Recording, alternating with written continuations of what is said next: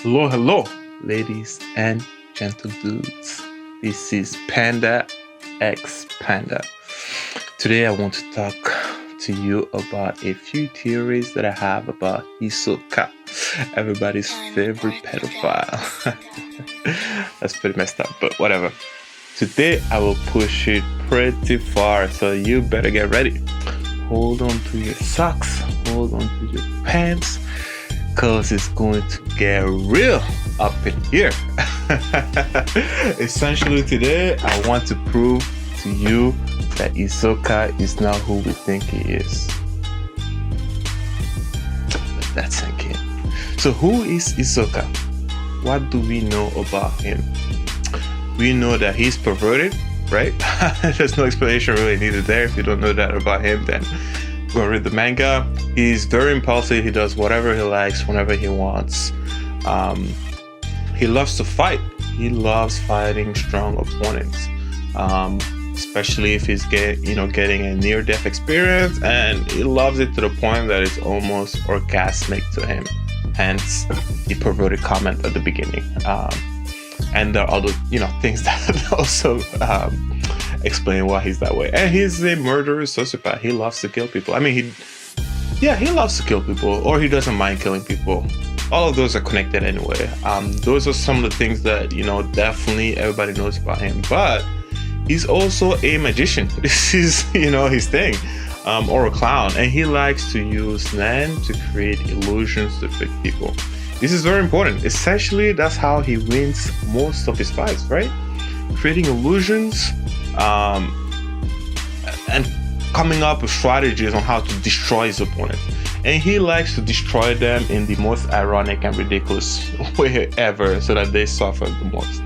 He is an expert tactician and schemer with outstanding analytical abilities. We've seen that he is a genius, able to read people. He's even able to come up with a personality-based system where he can determine people's land just by looking at them. And again, exceptional strategies, etc., etc. Most of his fights, if you recall, he puts some ridiculous, arrogant act to fool his opponents. This is important, to fool his opponents into believing that he's being careless, when in reality he's laid traps 10 moves ahead, even before the fight sometimes, right? He is great at planning ahead and seeing through his opponent's strategies. I mean, yeah, I think that's understood. We saw in multiple situations. I won't go through all the fights that he fought so far in the series, just because I don't want this video to be too long. But as an example, think about his battle against Crow, right? All the strategies that he was coming with, and all the analysis he was doing during the fight. It was just incredible. So, theory time. The first theory. I believe that everything about Hisoka is an act, and that in reality, everything it does is part of a larger strategy, camouflage as random acts based on impulsive or lustful feelings. All these illusions he's creating is to divert people's attention from his real goal. But what are his real goals, right? And I was trying to figure this out. And to do it, the best way to do it is to ask some important questions, while keeping in mind the theory that everything he does is part of a larger goal, and it's only discussed as, some random act just to have fun or to fight, strong opponents. Right, what are these questions? First, why were Hisoka and Illumi taking the Entra exam to get the license in the first place? I don't think we ever actually got an explanation for why they needed it. I know when he was doing his interview with Netero, he gave an explanation that there are some benefits to have the license, but I don't really buy it. Illumi, as an assassin, even said that assassins don't need a license, right? And they're an established family, and Hisoka, arguably has access to the information. Even one of their brothers, I forget his name, is able to hack into the Hunter websites and get all that information. So why did it need the license? I don't think we ever figured that out. Why is Hisoka investing so much energy in protecting Gon? I think this is a big one, right? He's protected him so many times. I won't go through all of them, but a few ones. During the Hunter exam, he spared Gon and his friends. And even later on, he helps Gon get his tag back, from the guy that was targeting him during the hunt part of the exam. After the exam, Illumi wanted to actually attack Gon and take care of him because he saw Gon's potential and wanted to kill him. And Hisoka told him definitely to reconsider because the consequences will be severe. Just because he wanted Gon just for himself. That was kind of the disguise there. In York New Tower, he went out of his way to go find Gon in the tower and stop him from getting to the upper level before learning Nen, right? So that Gon would not have to either get severely injured by being baptized, by discovering Nen. And then during Grid Island, fighting Razor, etc., etc. So arguably, Hisoka has spent a lot of time and energy to protect Gon under the pretext that he saw Gon's potential and he would like to have a fight with Gon later on. What else do we need to know to ask ourselves? Why does Hisoka want to kill Frollo so bad? Right? He's saying that it's because he likes to fight strong opponents, but there are a lot of strong opponents. Why specifically Frollo? Right? Why are Hisoka and Illumi interested in getting to the Dark Continent? I think, where the manga ended, it's clear that they want to get to the Dark Continent, but we don't know what their motives are, right? Why do Hisoka and Illumi need to join the Phantom Troop? That's really the Phantom Troop. This is really connected to the previous question, but those are just relevant questions that we need to ask ourselves as we're trying to figure out, what Hisoka's goals, are in reality. He's always acting like he doesn't care, or he just wants to have fun, or that he wants Gon to mature so that he can fight him at his prime. But I believe that this is all BS. I call BS. I call BS all day long. What if somehow all of these acts are connected, right? And as I was thinking through this, some of the things that came to mind that helped me formulate the second theory. Gon always talks about who his father is. Almost everyone he meets knows that his father is Jing Freaks. They even look alike, right? Sometimes Gon gives that special look or whatever because he's angry or determined or whatever.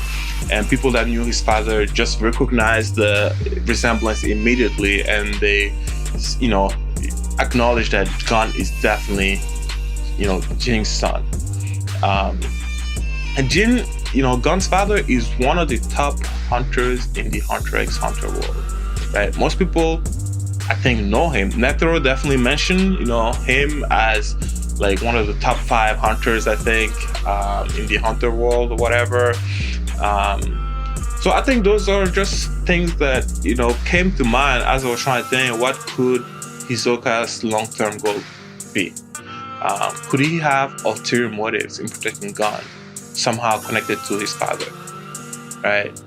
Now, I want everyone to get the tinfoil hats out and put them on, because this is where I'm really gonna push it. I'm really gonna, push it beyond what the limits are. Before I reveal the last theory, really, some additional things that came to mind, I was thinking about this, is some information about Jing, right? He is a mastermind. He plans things 100 steps ahead, right? I think we've seen this a couple of times, but some simple examples, right? Remember how Gon got introduced to the world of hunters? It was Kaito. Kaito was taught by Jin and tasked to find him as his final challenge, final task, and left his license with Kaito.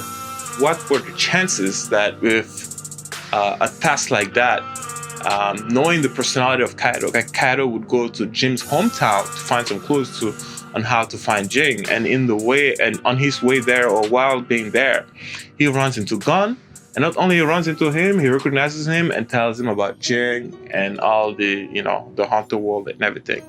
The chances were astronomical. They were really high. That was the whole setup. I believe that Jing set up Kaido to do all that just to really get Gon introduced into the Hunter world and get him introduced through Kato, who probably he had maybe, a good feeling about or whatever.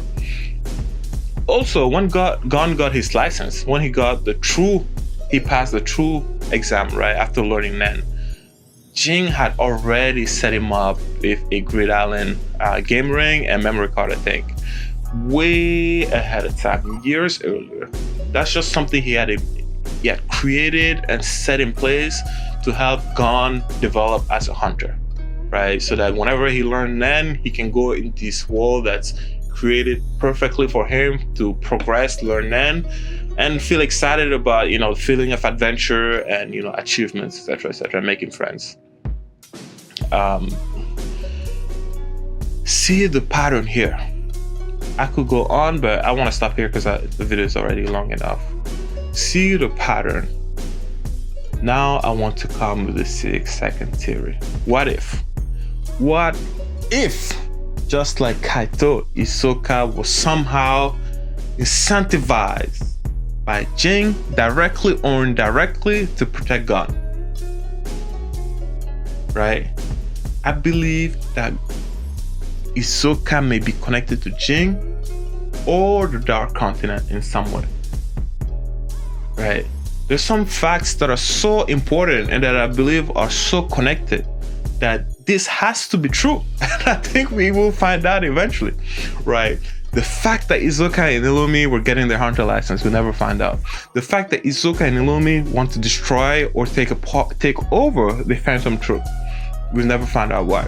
The fact that the Phantom Troop is interested in the Dark Continent, we don't know why. The fact that Illumi, as Hisoka's partner, is interested in the Dark Continent, we don't exactly know why. The fact that Aluka's power comes from the Dark Continent. The fact that Jing has already been on the Dark Continent. Somehow, all of these facts somehow must be connected. And I believe that they're all somehow connected to Hisoka's final goal. So no, I don't have a final answer for what his goals are, but my theory really was that Hisoka's actions are all connected and fit into his long-term strategy. They're just disguised as random acts. He's creating an illusion where he's just crazy, chaotic, just wants to fight strong opponents, whereas in reality, he has a long-term goal. This is what I believe to be true. Please let me know if you agree in the comments below. I really would like to hear what people think about this. Let me know if you agree. Let me know if you disagree. Let me know if I've missed something important that either supports or goes against my theory.